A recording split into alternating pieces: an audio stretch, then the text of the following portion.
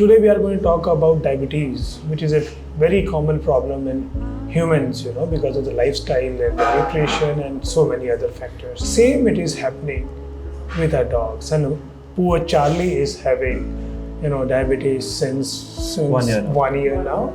So Charlie was 13 when we found out that he's diabetic, and we were told that we've got it very early. It had recently started. We got the symptoms very early. There were days where he wouldn't eat at all and wouldn't drink. There were times where he was just having a lot of water and he was peeing through the day.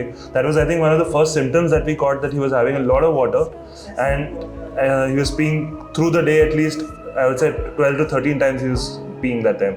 As a pet parent, you have to observe each and everything of your pet.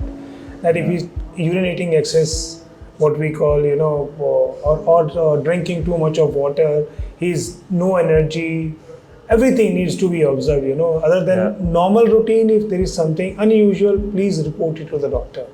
Yeah, that actually really helped what the doctor said. Immediately we went to the doctor and we checked his sugar. It was 486 at that time. So normal levels for dogs are also similar to humans. 100 to 10, 110, 120 is supposed to be normal.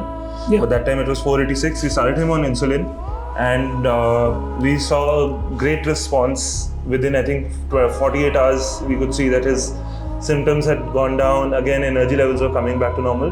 But obviously we had to change his diet completely. No carbs and good healthy protein, healthy fats were supposed to be given, and it's gotten us so far. It's been 1 year now and he's still healthy, I would say, for his age. He's 14 now.